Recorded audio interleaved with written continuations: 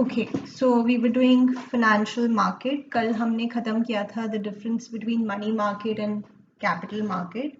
Let us quickly revise the difference once. So there was one point of duration. तो money market होती है short period के लिए और कैपिटल मार्केट होती है मीडियम और लॉन्ग टर्म सिक्योरिटीज. मेरा एक क्वेश्चन आपसे ये था कि अगर आप आज शेयर्स खरीदते हो किसी कंपनी के तो आप उसको after a few hours sell कर सकते हो या कल सेल कर सकते हो. तो व्हाई दे आर सेइंग कि कैपिटल मार्केट के इंस्ट्रूमेंट्स मीडियम या लॉन्ग टर्म होते हैं? Who would like to answer that?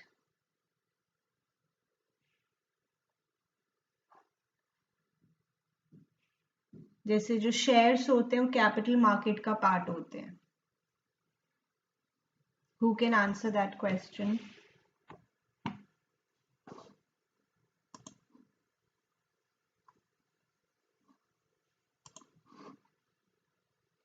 Yes, Ishika, Kashish, would you like to try?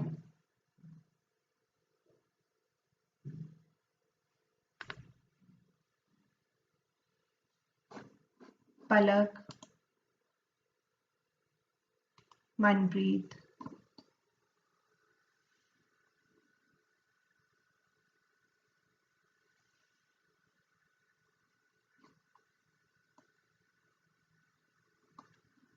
Yes, so जो ये बता रहे हैं कंपनी के पर्सपेक्टिव से, जब कंपनी शेयर्स इशू करती है तो वो जो पैसे रेज करती है वो लॉन्ग टर्म के लिए होते हैं.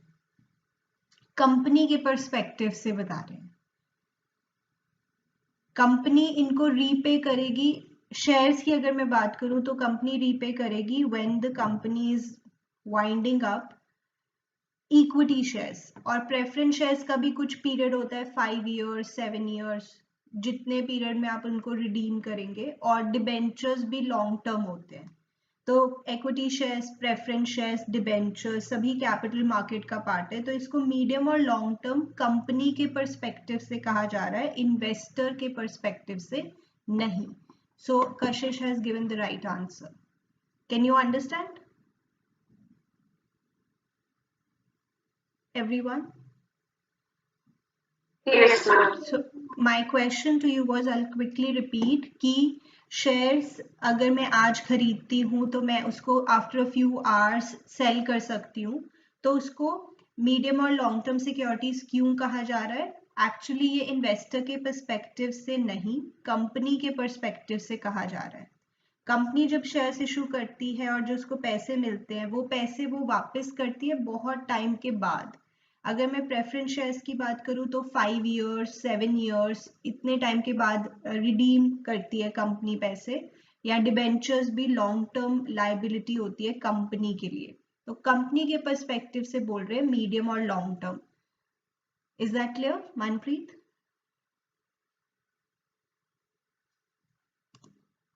राइट, ठीक है. उसके बाद हमने पढ़ा था जैसे इन्वेस्टमेंट आउटले. इन्वेस्टमेंट आउटले में हमने पढ़ा था कि जो मनी मार्केट के इंस्ट्रूमेंट्स हैं वो जनरली थोड़े ज़्यादा एक्सपेंसिव होते हैं और कैपिटल मार्केट के इंस्ट्रूमेंट्स कंपैरेटिवली चीपर होते हैं. देन हमने पढ़ा था सेफ्टी इन यस्टरडेज क्लास. ये ज़्यादा सेफ होते हैं, ये थोड़े कम सेफ होते हैं. ये ज़्यादा सेफ क्यों होते हैं? Primarily because of 2 reasons. 1, क्योंकि ये शॉर्ट टर्म होते हैं. अगर आप किसी को थोड़ी देर के लिए पैसा दे रहे हो कंपेयर टू किसी को ज्यादा समय के लिए पैसा दे रहे हो, तो जिसको थोड़ी देर के लिए पैसा दे रहे हो वो आपको थोड़ा सेफर वैसे भी फील होगा. ऑल्सो बिकॉज यहाँ पे जो इशूअर्स होते हैं वो बहुत ही फाइनेंशियली साउंड होते हैं, इसलिए उनका डिफॉल्ट का चांस कम होता है. जैसे आरबीआई इन्वॉल्व है, गवर्नमेंट इन्वॉल्व है, वो काफी फाइनेंशियली साउंड है, तो उनका डिफॉल्ट का चांस नेग्लिजिबल होता है, ये कम सेफ होते हैं. देन अगला पॉइंट इससे रिलेटेड ही है, एक्सपेक्टेड रिटर्न. अगर ये ज्यादा सेफ है तो इस पे एक्सपेक्टेड रिटर्न कम होगा. अगर ये कम सेफ है या रिस्क ज्यादा है तो इसमें पॉसिबिलिटी ऑफ रिटर्न भी ज्यादा है. फिर मैंने आपको बताया था कि अगर आप शेयर्स होल्ड करके रखते हो तो at the end of the year आपको डिविडेंड मिल सकता है कंपनी से. या अगर आप बीच में ही शेयर सेल कर देते हो, 10 का खरीदा था 15 में सेल कर दिया, तो this gap of 5 is called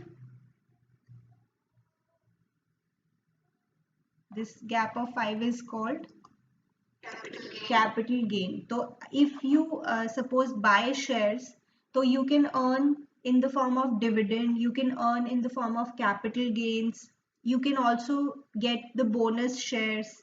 So these are the ways in which you can earn, and ये usually ज़्यादा होता है compared to here because यहाँ पे risk भी ज़्यादा है. Okay, then liquidity. हम पढ़ रहे थे कल की क्लास में, वैसे तो शेयर्स भी बहुत लिक्विड होते हैं पर कंपैरेटिवली मनी मार्केट के इंस्ट्रूमेंट ज्यादा लिक्विड होते हैं. अच्छा बताइए, कौन सी body has been set up to provide liquidity to money market instruments? Correct Manpreet? DFHI, Discount Finance House of India. Ishika, were you there in the last class?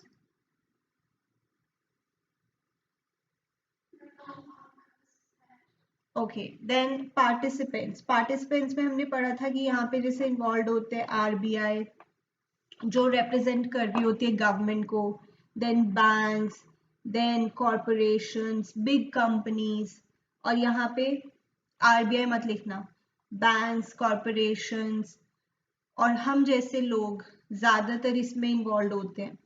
Ordinary retail investors, right? I think एक point रह गया है. Which point is left? 7 थे total. Which one? Instrument, या of course the very basic point. तो money market के instruments आपको पता है 5 जो आपके सिलेबस में, treasury bill, commercial paper, commercial bill, call money, certificate of deposit. और यहाँ पे इंस्ट्रूमेंट्स होते हैं जैसे equity shares, preference shares, bonds, debentures, right? This was the difference that we covered in the last class. Revise हो गया?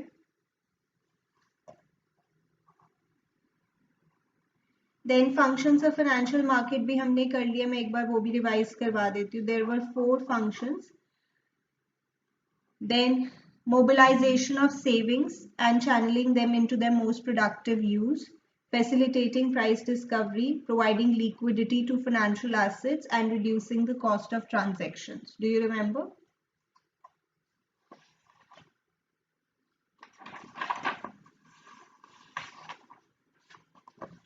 Okay, फिर मैंने आपको डिफरेंस भी करवा दिया मनी मार्केट, प्राइमरी मार्केट में. ओके भव्य, आप मुझे बताइए 5 methods of flotation in the primary market. 5 methods of flotation.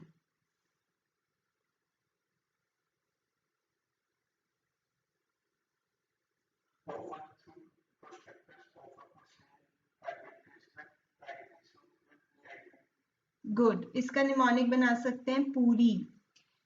So private placement, offer through prospectus, offer for sale, rights issue, EIPOs. अच्छा, इसमें बताइए Manish, if I am giving a privilege to my existing shareholders to subscribe to my shares, तो वो कौन सा है? If I am giving a privilege to my existing shareholders to subscribe to the new issue of shares. Manish. Correct, Ishika. Correct, Manpreet.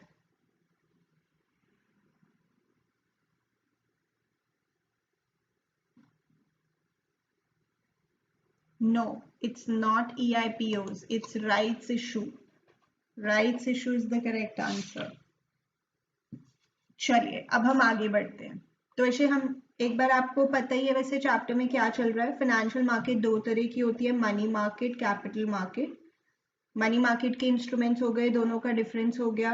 Capital market में primary market और secondary market, दोनों का difference हो गया. प्राइमरी मार्केट में methods of flotation भी हो गए कि प्राइमरी मार्केट जब कंपनी सीधा इशू करती है शेयर्स तो कैसे कैसे तरीके होते हैं. ठीक है, अब हमारी जो बात रह गई है वो सेकेंडरी मार्केट के बारे में वी हैव टू डिस्कस. तो give the heading secondary market. Okay, जैसा कि आपको पता ही है कि एक बार कंपनी ने इशू कर दिए शेयर्स, अब लोग आपस में शेयर्स की ट्रेडिंग कर रहे हैं, बाय सेल कर रहे हैं, तो that is secondary market. It's like कि आपने फर्स्ट हैंड कार खरीदी है सीधा शोरूम से, सीधा कंपनी से, तो वो हो गई प्राइमरी मार्केट, और जब आप सेकेंड हैंड कार खरीद रहे हो या बेच रहे हो तो वो हो जाती है सेकेंडरी मार्केट। सेकेंडरी मार्केट का एक और नाम क्या होता है? Stock exchange. तो स्टॉक एक्सचेंज वैसे तो एक it's like an office. Stock exchange एक मतलब बिल्डिंग है, एक ऑफिस है जहां पे ये सारा काम चल रहा है, ट्रेडिंग का, buying and selling of shares का, right? Can you hear me properly? चलो यहां से एक बार पढ़ते हैं। The secondary market is also known as stock market और स्टॉक एक्सचेंज, है ना? स्टॉक मार्केट वर्ड तो हम काफी यूज करते हैं अपने normal day to day life में भी वर्ड यूज होता है stock market. It is a market for the purchase and sale of existing securities. It helps existing investors to disinvest and fresh investors to enter the market. जैसे मान लीजिए मैंने एक company के शेयर्स खरीदे हुए हैं, but I want to disinvest, यानी I want to sell, I can do that. आप अगर मान लीजिए आप शेयर्स में ट्रेडिंग करना चाहते हैं तो you will be a fresh investor, you can go to secondary market, मतलब go to as in you don't have to go physically go somewhere, it's all online. It also provides liquidity and marketability to existing securities. Yes, आपने shares खरीद लिए company से, अब आप उनको cell करना चाहते हैं तो वो आप स्टॉक मार्केट में ही करेंगे, स्टॉक एक्सचेंज में ही करेंगे, विच इज सेकेंडरी मार्केट। तो आपकी सिक्योरिटीज लिक्विड हैं because of stock exchange, because of secondary market. It also contributes to economic growth, ये मैंने आपको पढ़ाना है अभी फंक्शंस जब हम करेंगे। By channelizing funds towards the most productive investments to the process of disinvestment and reinvestment, I'll tell you. Securities are traded, cleared and settled within the regulatory framework prescribed by SEBI. तो secondary market का जो head है, secondary market में जो भी ये buying and selling of shares हो रहा है, इवन प्राइमरी मार्केट में भी, बेसिकली कैपिटल मार्केट का जो हेड है वो सेबी है, securities exchange board of India. Advances in information technology have made trading through stock exchanges accessible from anywhere in the country through trading terminals. Along with the growth of the primary market in the country, the secondary market has also grown significantly during the last 10 years. आजकल shares में trading बहुत common हो गया है, बहुत easy हो गया है, it's very simple, anyone can learn it with in a few days, और ये टाइम के साथ साथ और पॉपुलर होता जा रहा है। Okay, so secondary market is equal to stock market is equal to stock exchange.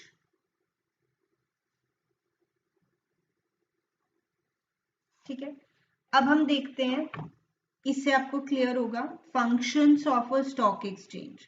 तो स्टॉक एक्सचेंज क्या है? You can understand it's like an office, it is like a place where the securities are bought or sold, but आपको यहाँ पे visit करने की जरूरत नहीं है, you can do it everything online.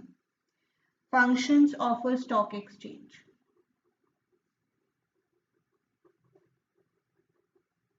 ये जो फंक्शंस हैं ये फाइनेंशियल मार्केट के फंक्शन से काफी सिमिलर है, होने भी चाहिए, क्योंकि stock exchange is a dash of financial market.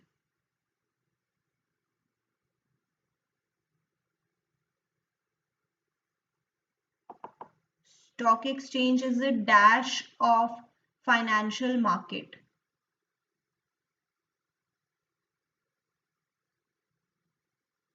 Yes, you can give some answer. Is a part of. Correct, Kashish. So stock exchange, secondary market is a part of financial market, ना? So जो financial market के functions थे उससे ये काफी similar है। चलो देखते हैं।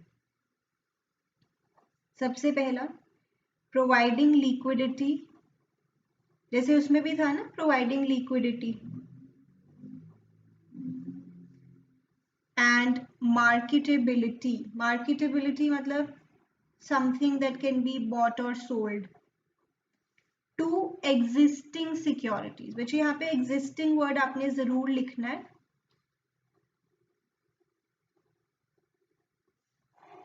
ओके तो स्टॉक एक्सचेंज की मदद से हमारी जो ये शेयर्स होते हैं, डिबेंचर्स होते हैं, इनको एक ऐसी जगह मिल जाती है where they can be bought और सोल्ड. ओके एक बच्चे ने पूछा है कि डीएफएचआई ज्यादा पावरफुल है या सेबी ज्यादा पावरफुल है. वैसे तो दोनों ही है, बट अगर एक बोलना हो तो सेबी इज मोर पावरफुल. इसके बहुत सारे रेगुलेशंस हैं, प्रोविजंस हैं जो सभी कंपनीज को फॉलो करने पड़ते हैं. तो SEBI is more powerful. Okay so I was telling you कि हमें एक ऐसी जगह मिल जाती है जहां पे शेयर्स को खरीदा बेचा जा सकता है, डिबेंचर्स को खरीदा बेचा जा सकता है. Very simple. The basic function of a stock exchange is the creation of a continuous market. मतलब continuous market यानी हर वक्त आप खरीद बेच सकते हो. इसके भी वैसे टाइमिंग्स होते हैं, बट फिर भी basic function of a stock exchange is the creation of a continuous market where securities are bought or sold. Where securities are bought or sold. ठीक है.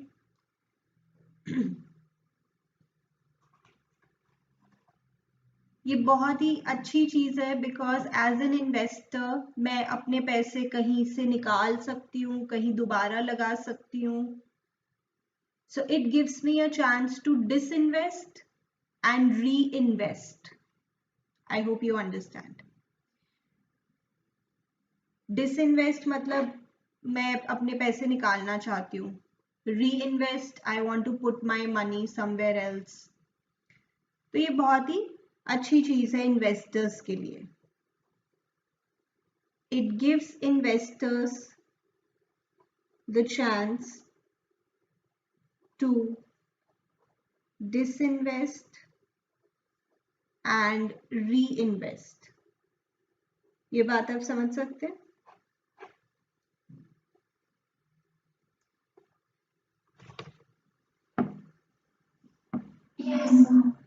राइट विषय लिखें.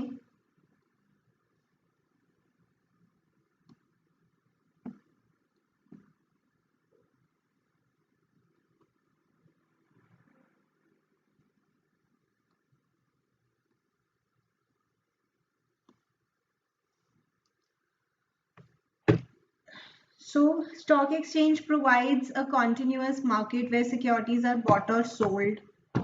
It provides the investors a chance to disinvest and reinvest. The last line कि मतलब ये हमारी existing securities को provide करती है liquidity और marketability. That is our last sentence. This provides both liquidity and easy marketability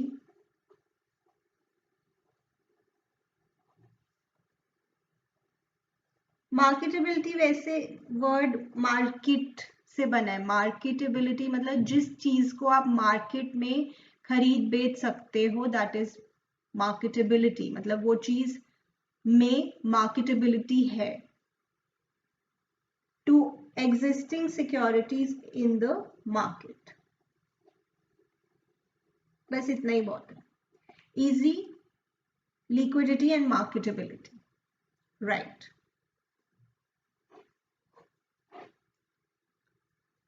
साथ साथ लर्न भी करने की कोशिश करो विषय. आई थिंक ये सिंपल है. तो स्टॉक एक्सचेंज हमें एक ऐसी मार्केट प्रोवाइड करता है where securities are bought or sold. Investors get a chance to disinvest or reinvest their money. So it provides liquidity and marketability to existing securities. Clear?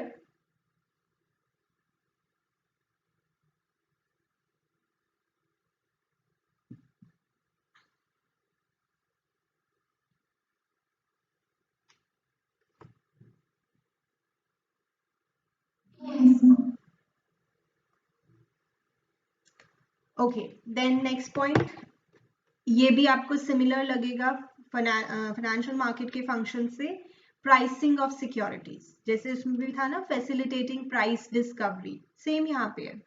क्योंकि आप securities को bye cell कर रहे हो तो demand और सप्लाई हो रही है, तो जिस चीज की डिमांड और सप्लाई जहां पे इंटरसेक्ट करती है वो उसका प्राइस हो जाता है। यहां तक लिख लिया?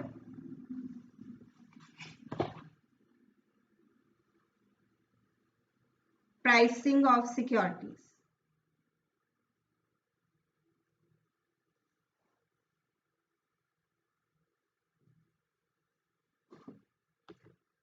और जो जैसे हम बोलते हैं कि शेयर्स का प्राइस हर वक्त चेंज होता रहता है, क्यों?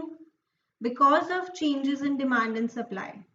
जैसे सपोज आपके पास रिलायंस के शेयर्स हैं, ठीक है, नाउ अभी लेट्स से शेयर 200 रुपीज का है,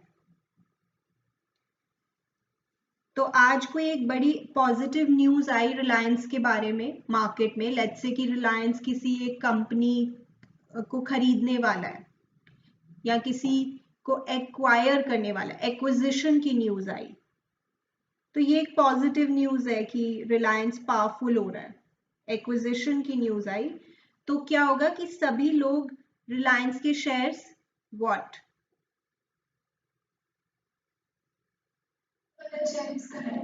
परचेज करना चाहेंगे, डिमांड बढ़ जाएगी, और फिर जिस चीज की डिमांड बढ़ जाती है फिर उस चीज का प्राइस बढ़ जाता है। तो आप देखोगे थोड़ी ही देर में, जैसे ये न्यूज आएगी थोड़ी ही देर में आप देखोगे प्राइस बढ़ जाएगा। कितना बढ़ जाएगा वो तो डिपेंड करता है, बट प्राइस बढ़ जाएगा। ऐसे होता है। ऐसे ही अगर कोई नेगेटिव न्यूज आती है तो everyone starts selling the shares, तो उससे सप्लाई बढ़ जाती है, फिर प्राइस कम हो जाता है। तो इस तरह से डिमांड सप्लाई के बेसिस पे प्राइस डिटरमिन होता है। और जो हमारी सेकेंडरी मार्केट है, स्टॉक एक्सचेंज है, यहाँ पे यही तो हो रहा है, चीजें खरीदी जा रही हैं, बेची जा रही हैं, डिमांड सप्लाई हो रही है, तो उससे प्राइस डिटरमिन होता है। Got it? Share prices on a stock exchange.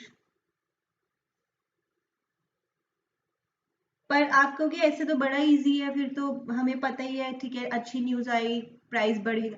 इतना इजी नहीं होता है, because there are multiple factors. अच्छी न्यूज आई बट लेट्स से कोविड का टाइम चल रहा है बहुत पीक, तो मे बी प्राइस इतना ना बढ़े। तो बहुत सारे फैक्टर्स होते हैं, तो प्रिडिक्ट करना इतना इजी नहीं होता है। पर ये तो एक मैं आपको एग्जाम्पल दिया, अदर फैक्टर्स रिमेनिंग कांस्टेंट, कि ऐसा होता है। Share prices on a stock exchange are determined by the forces of demand and supply.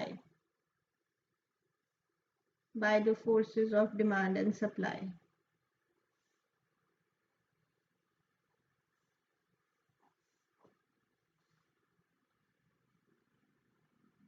तो स्टॉक एक्सचेंज हमें कॉन्स्टेंटली वैल्यूएशन प्रोवाइड करती है। Valuation is the value or the price.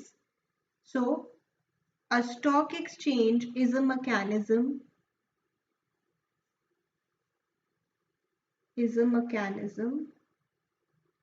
of constant valuation. Constantly हमें पता लगते रहते हैं prices. जैसे अभी आप कोई भी बिजनेस चैनल खोल के देख लो, अभी आपको पता लग जाएंगे। पहले क्या होता था, जब टेक्नोलॉजी इतनी नहीं थी, तो आज क्या था शेयर्स का प्राइस, वो अगले दिन न्यूज़पेपर में आता था। पर अब तो इतना है कि right now you can check the price of whichever share you want to. So constant valuation through which the prices of securities are determined. ये जो sentences हैं ये case studies में as it is use होते हैं, और फिर वो आपसे पूछते हैं कि function बताओ कौन सा है, तो इसलिए ये आप ध्यान में रखें। through which the prices of securities are determined.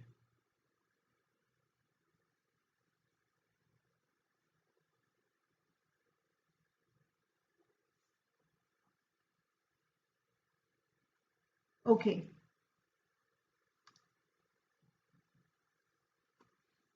ये वाला सेंटेंस आप बुक में ही मार्क कर लीजिए विषय।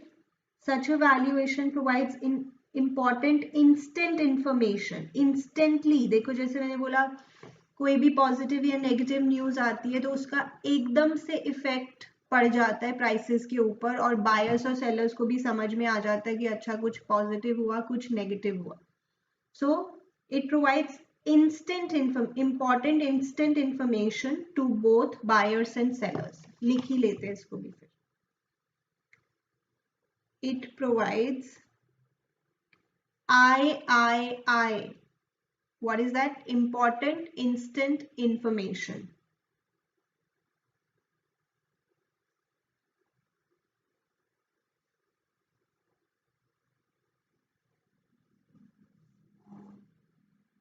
To both buyers and sellers in the market.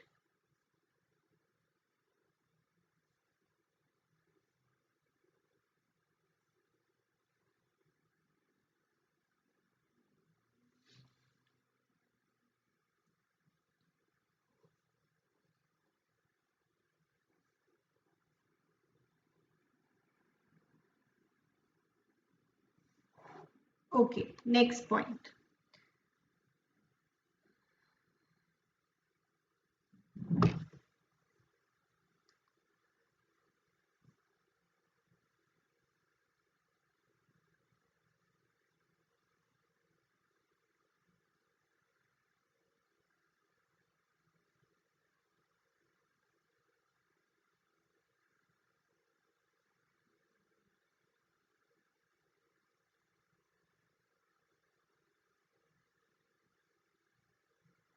Constant valuation का मतलब है कि हर समय at every moment you can get to know the prices right now. आप अगर चेक करना चाहो you can do that, either Google it, और जैसे मैं बोलती कोई भी बिजनेस चैनल खोलो आपको शेयर के प्राइसेस वहां पे मिलेंगे जो इस वक्त चल रहा है। सो कांस्टेंट वैल्यूएशन यानी at every time, at any given point of time you can get to know the prices of securities because of stock market or stock exchange. Right, Palak?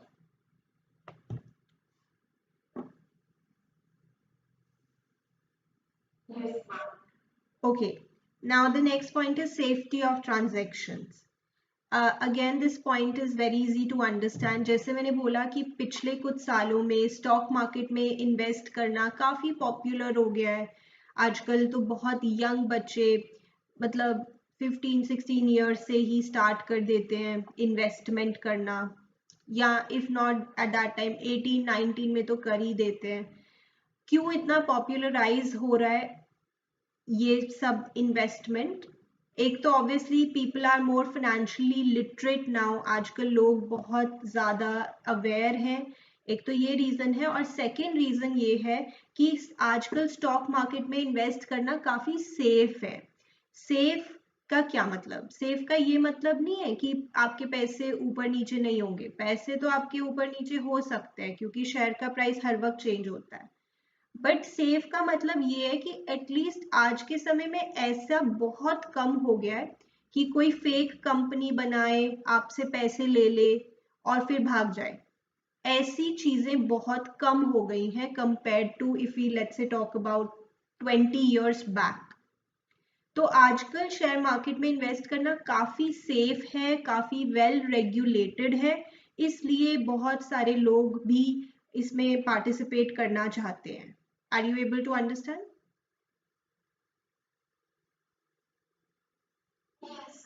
Okay, again I से safety का मतलब ये नहीं है कि आपके पैसे डूब नहीं सकते, पैसे तो आपके खत्म भी हो सकते हैं, ये गलत फहमी तो किसी को भी नहीं होनी चाहिए। It is a risky proposition but it's safe in the sense कि आजकल फ्रॉड्स कम हो गया, स्कैम्स कम हो गया, एवरीथिंग इज वेल रेगुलेटेड। ऐसे सिनेरियोज नेग्लिजिबल हैं जिसमें फेक कंपनीज बन रही हैं और वो पैसे उठा के भाग रहे हैं, ऐसे बहुत कम हो गए हैं चीजें। वाई कम हो गई है?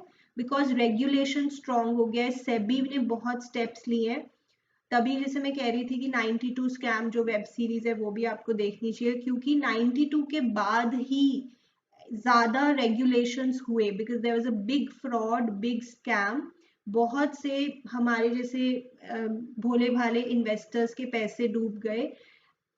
एंड आफ्टर दैट ये रियलाइज हुआ कि बहुत स्ट्रिक्ट रेगुलेशंस की जरूरत है, और धीरे धीरे अब काफी वेल रेगुलेटेड है स्टॉक मार्केट, तो हम काफी सेफ फील करते हैं as an investor. So this is also a function. Do you understand?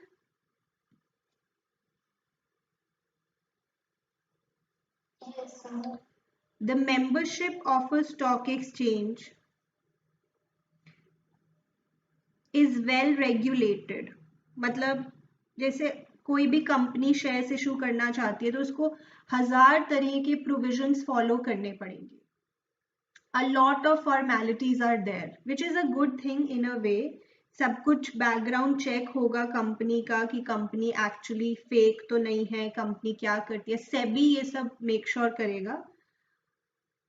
और हम भी अगर हम भी as an investor stock market में खरीदना बेचना चाहते तो हमारा भी सारे डॉक्यूमेंट्स लगते हैं, पैन नंबर लगता है, हमारी बैंक स्टेटमेंट्स लगती है, हमारा एड्रेस, अब हमारा बेसिक आईडी कार्ड वगैरह सब कुछ हमें भी देना पड़ता है। Okay, and its dealings are well defined. तो well regulated and well defined according to the existing legal framework।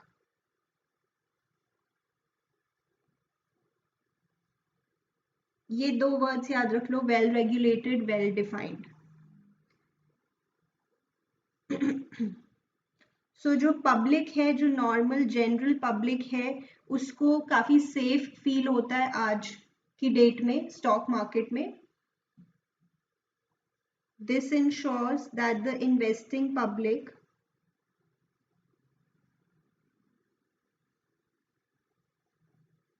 gets a safe and fair deal, gets a safe and fair deal on the market।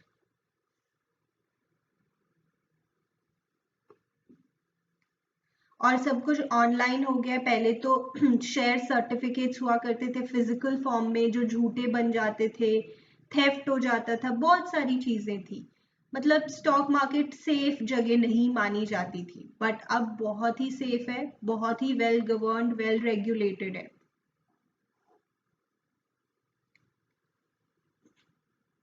अभी भी कुछ लोग मानते हैं कि stock market में पैसे लगाना no no, it's not a good thing, but ऐसा कुछ भी नहीं है। If a person is saying that तो मतलब उसको नॉलेज नहीं है। बट येस, वेल रेगुलेटेड तरीके से, ऐसा भी नहीं कि अंधाधुंध आप सारे पैसे स्टॉक मार्केट में लगा दो without any knowledge. Obviously that's not recommended, but if you put in little money, or you put in after studying a lot, as in the background of the company, you do a lot of analysis, then investing your money in stock market is a very positive thing। तो आपको लगता है कि आज भी कुछ लोग ऐसा सोचते हैं कि स्टॉक मार्केट में पैसा लगाना अच्छा नहीं है? और maybe you are not aware of this, क्योंकि आपने कभी सोचा ही नहीं इस बारे में। Okay, without knowledge, yes, it's not a good thing, but with knowledge, with defined amount of money, it is a positive thing। यहां तक लिख लिया? Yes, sir. Okay, next point. ये पॉइंट आपको ऑलरेडी पता है, contributes to economic growth। देखो, जैसे मैं बता रही थी आपको पहले भी कि अगर मेरे पास कुछ एक्स्ट्रा पैसे पड़े हैं, मेरे बैंक लॉकर में मेरे पास कुछ पैसे पड़े हैं, या मेरे घर की सेफ में मेरे पास कुछ पैसे पड़े हैं, आइडल फंड्स, आइडल मतलब वो बस खाली पड़े हैं, कुछ हो थोड़ी रहा है उनका, तो अच्छा होगा कि वो खाली पड़े हुए फंड्स मैं किसी ऐसे एंटरप्रेन्योर को दे दूं, किसी बिजनेस फर्म को दे दूं जिसके पास अच्छा बिजनेस आइडिया है, वो उन पैसों को और बढ़ा सकता है। Don't you think that would be a good thing? Yes, so that is economic growth. मेरे पास पैसे पड़े हैं, मैं उनका कुछ नहीं कर रही, अगर मैं उसको किसी प्रोड्यूसर को दे दूं, एंटरप्रेन्योर को दे दूं, बिजनेस फर्म को दे दूं, तो वो उस पैसे का कुछ अच्छा कर सकते हैं, उसको प्रोडक्टिव पर्पस के लिए यूज कर सकते हैं। उस पैसे से मशीनरी खरीद सकते हैं, इक्विपमेंट्स खरीद सकते हैं, फिर आगे प्रोडक्शन कर सकते हैं। डोंट यू थिंक इससे company, sorry not company, country की ग्रोथ होगी, प्रोडक्शन बढ़ेगी, जीडीपी बढ़ेगा? यस।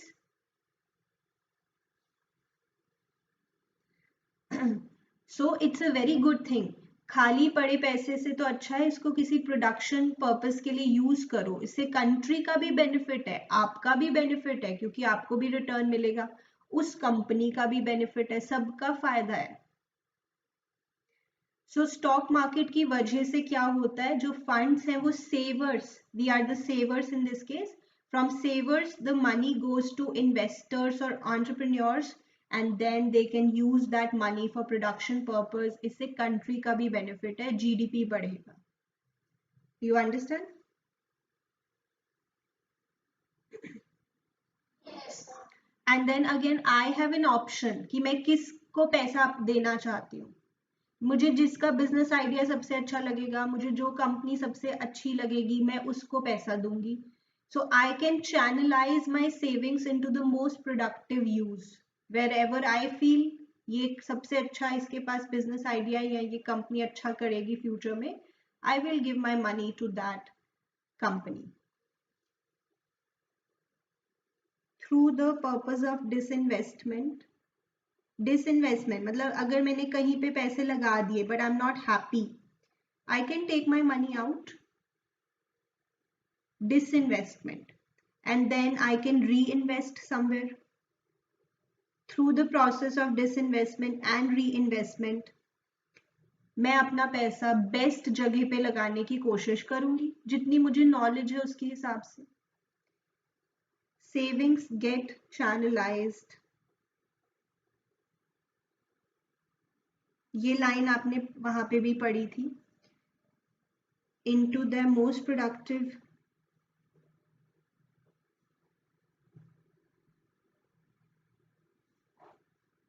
Investment avenues. एवेन्यूज मतलब options.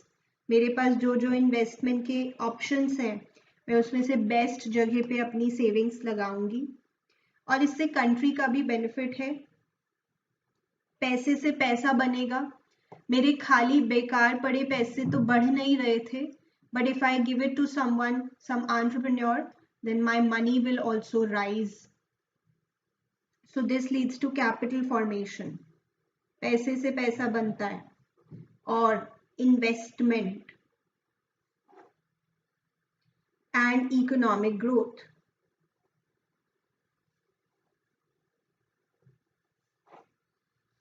Do you get it?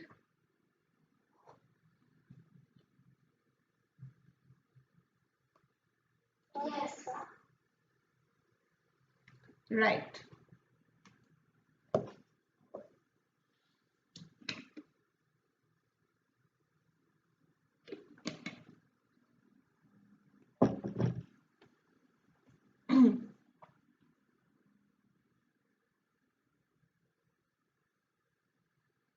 Then the next point is spreading of equity cult. What is the meaning of cult? Does anyone know? Cult.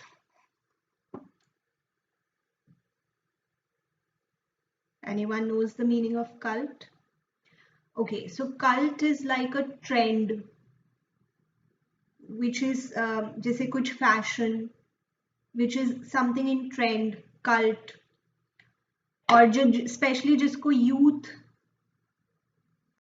Is getting attracted to something, तो उसको cult कहते हैं। Okay, तो it's like a trend, fashion. तो आजकल equity cult हो गया है, मतलब again it's the same thing. आजकल स्टॉक मार्केट में पैसे लगाने का ट्रेंड हो गया है, everyone wants to try and invest some money in the stock market, even very young people. So that is equity cult. It's a new trend. And why is it like that? Because देखो stock market safe हो गई है, well regulated है, well defined है, और लोगों को इसमें से एक्चुअली अच्छा रिटर्न मिला है, तो it has become like a trend that everyone wants to invest money in stock market and the credit goes to SEBI and the stock exchanges. उसी की वजह से ये ट्रेंड बन गया. Are you getting it? Yes, sir. Okay, here the stock exchange can play a vital role in ensuring wider share ownership. Wider share ownership मतलब a lot of people want to buy shares. By regulating new issues, क्योंकि कोई भी नई company shares लेके आती है तो उसका बैकग्राउंड पूरा चेक होता है. It's very well regulated. Better trading practices and taking effective steps in educating the public about investments. आजकल जो सेबी है और जो स्टॉक एक्सचेंजेस है वो भी इन्वेस्टर्स को एजुकेट करने की कोशिश करती है कि you should also be aware before investing your hard earned money, right? So it has become a trend. Everyone wants to invest in stock market. Why? Because everything is regulated, there are better trading practices, and even SEBI takes a lot of steps in educating public about investments. There are a lot of seminars happening जहाँ पे वो आपको knowledge देते हैं कि ठीक है हम भोले भाले इन्वेस्टर्स हैं, बट इसका ये मतलब नहीं है कि हम बेवकूफ बन जाएंगे. We have to do our research also. We have to do our analysis as well. Okay.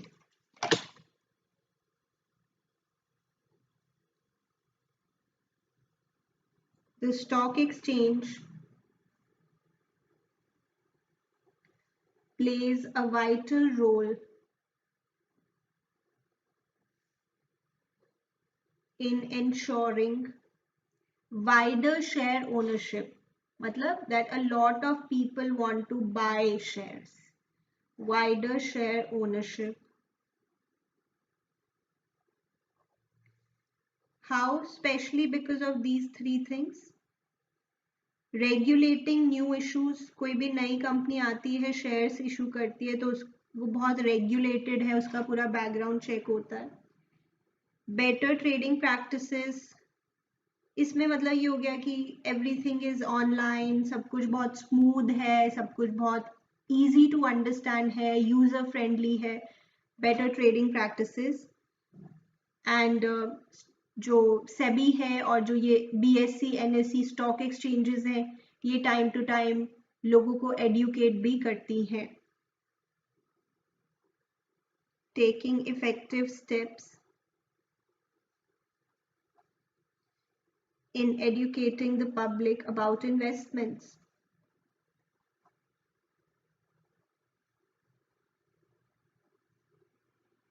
ठीक है.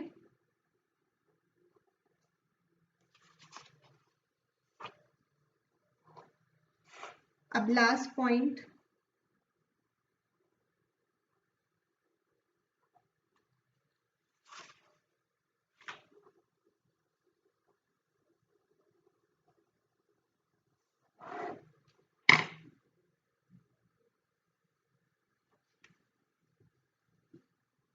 Last point. ओके, तो देखो जी, स्पेक्यूलेशन का मीनिंग होता है guess work, sort of guess, तुक्का. और इसका एक नेगेटिव वर्ड हो गया सट्टा. You might have heard. जैसे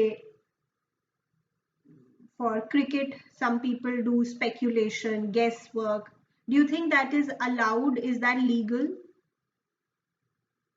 No, that's not. But this sort of speculation is legal, जो हम stock market में कर रहे हैं. But speculation is not always a negative word. Speculation, अगर आप बहुत ज़्यादा अनकंट्रोलेबल मैनर में कर रहे हो, फिर वो नेगेटिव वर्ड हो जाता है. But some sort of healthy speculation is good. तो हम कह सकते हैं कि स्टॉक मार्केट हमें स्पेक्यूलेशन की एक जगह प्रोवाइड करता है, एक प्लेटफॉर्म प्रोवाइड करता है where we can use our intuition. कई बार लोगों को लगता है बस मुझे लग रहा है इस शेयर का प्राइस ऊपर जाएगा इसलिए आई वांट टू बाय। मेरे पास कोई सॉलिड प्रूफ नहीं है कि क्यों मुझे ऐसा लग रहा है, but it is my intuition, मुझे लग रहा है। This is speculation. This can be good और बैड, यस, बट ये अलाउड है, this is allowed, it's legal. तो स्टॉक मार्केट मुझे एक स्पेक्यूलेशन, गेस वर्क, तुक्का, इंट्यूशन करने का प्लेटफॉर्म प्रोवाइड करता है। And some sort of healthy speculation is not harmful. और कुछ लोग तो स्पेक्यूलेट करते हैं सिर्फ तुक्के के बेसिस पे नहीं, प्रॉपर एनालिसिस के साथ। कि सपोज मैंने इस कंपनी का पूरा डेटा स्टडी किया है, मैंने इसकी बैलेंस शीट्स और profit and loss statement study की है और मुझे वो देख के लग रहा है कि इस कंपनी का फ्यूचर बहुत ही अच्छा है, ब्राइट है। This is a healthy speculation, right? Yes, sir. So stock market provides me a platform where I can speculate. Speculate could be bilkuli guesswork and it could be based on certain facts. But it's not a bad thing always and it is legalized. जब ये legal है हमारी country में तो ये बुरी चीज तो नहीं है ना, अगर आप थोड़ा सा दिमाग लगा रहे हो।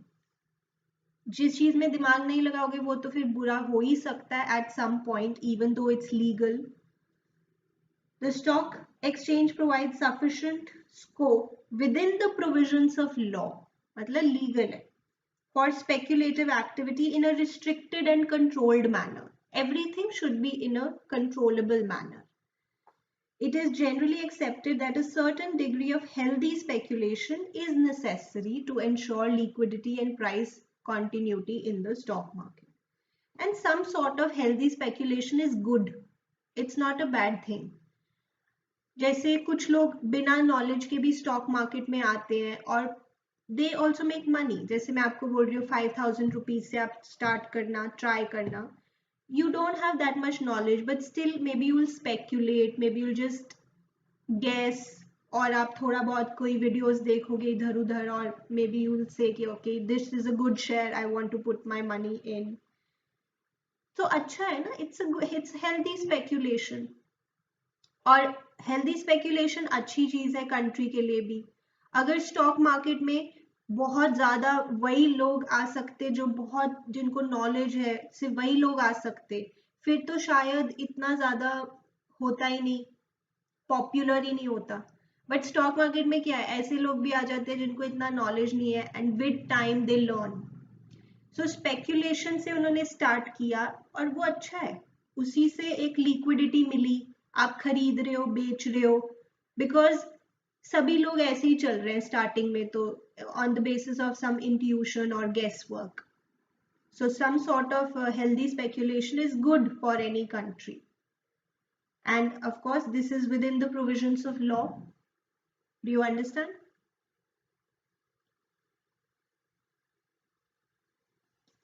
Yes, sir. Okay. The stock exchange provides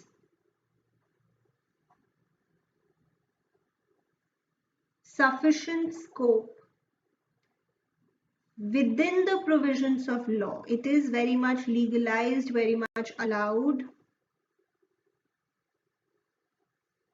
for speculative trading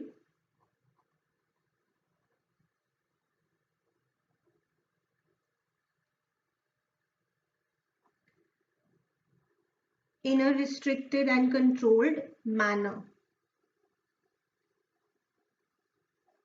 और कुछ हद तक हेल्दी स्पेक्यूलेशन अच्छी चीज है, it's not always a bad thing.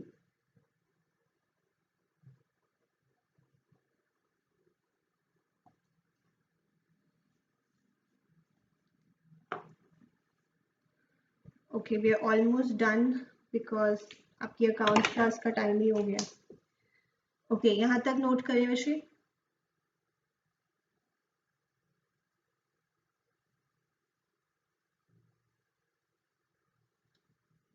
Restricted, yes, restricted because you should be restricted actually in your own way.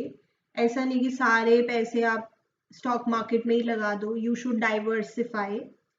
So in a restricted manner.